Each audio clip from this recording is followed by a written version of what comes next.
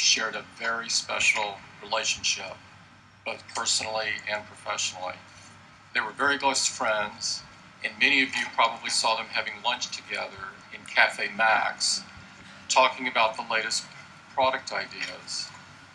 Jonny's been with Apple for almost 20 years, leading the best design team on the planet, and has contributed to our most innovative products. Jonny has some things he'd like to share with you today. Jonny?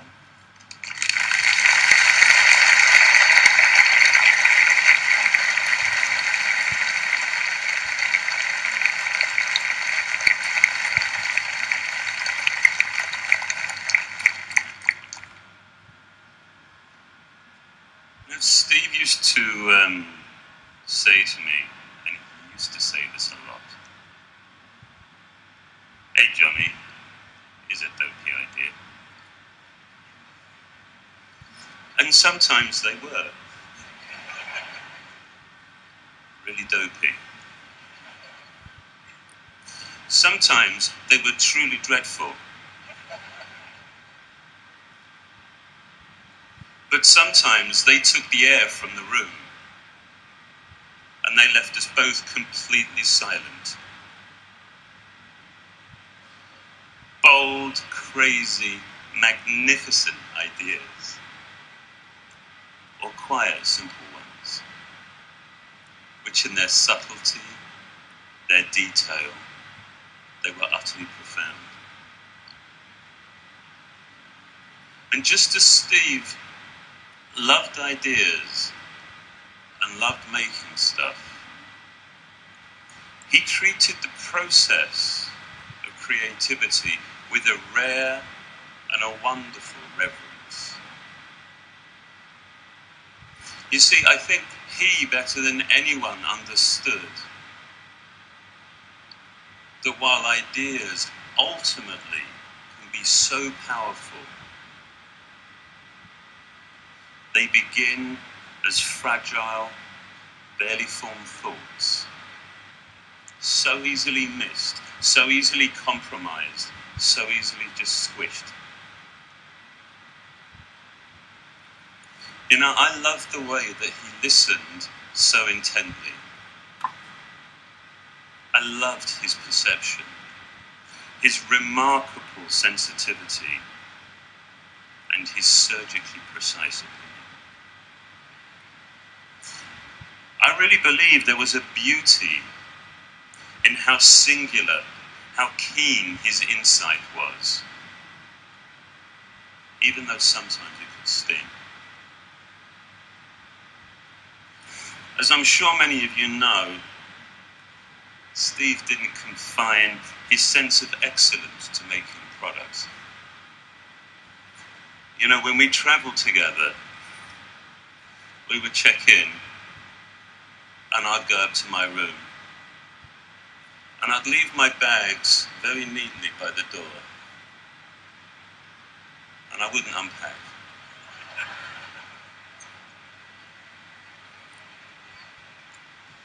And I would go and sit on the bed. I would go and sit on the bed next to the phone. And I would wait for the inevitable phone call. "Hey Jonny, this hotel sucks, let's go."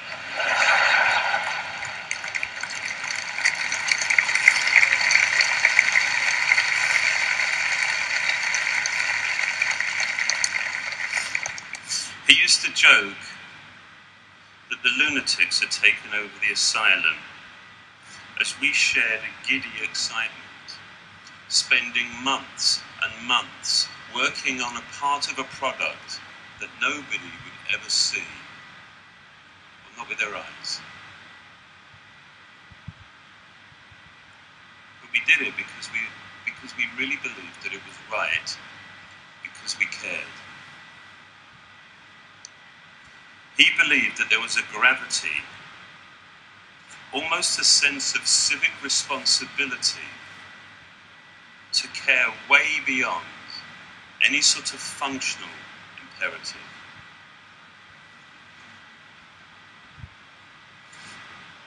Now, while the work hopefully appeared inevitable, appeared simple and easy. It really cost. It cost us all, didn't it? But you know what? It cost him most. He cared the most. He worried the most deeply. He constantly questioned, is this good enough? Is this right? And despite all his successes, all his achievements, he never presumed, he never assumed that we would get there in the end. When the ideas didn't come,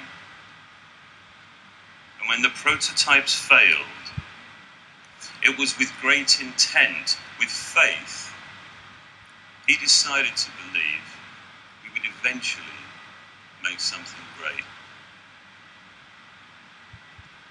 But the joy of getting there, I loved his enthusiasm, his simple delight, often I think mixed with some relief. But that, yeah, we got there in the end, and it was good.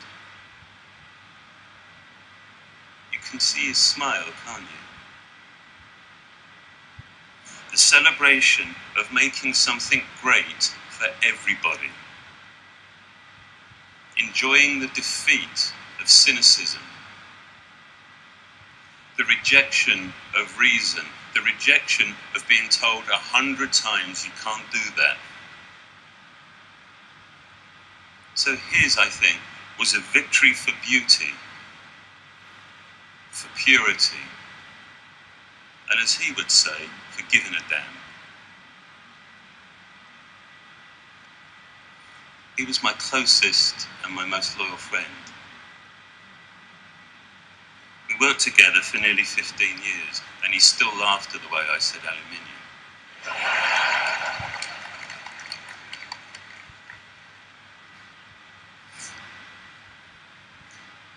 For the past 2 weeks, I think we've all been struggling to find ways to say goodbye.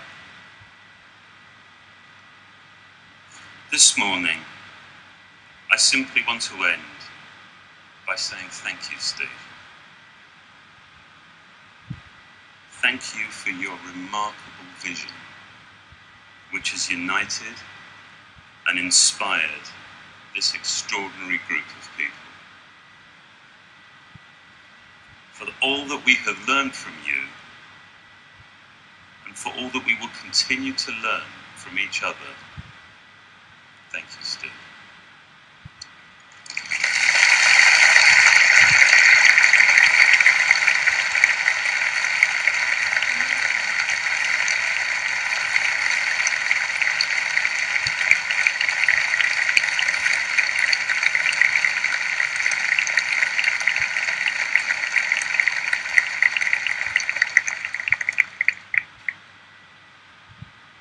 We wanted to make this day very special for the whole Apple family, to honour and to remember Steve. Now, our next guests have made Herculean efforts to be with us here today. We are so very grateful that they have moved very, very big mountains to join us. As you know, Steve loved music, and as you would expect, he had discriminating taste.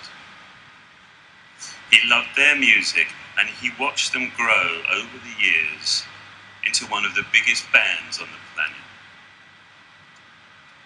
And along the way, he found out that they were really super lovely guys. He would be so excited about them being with us here today.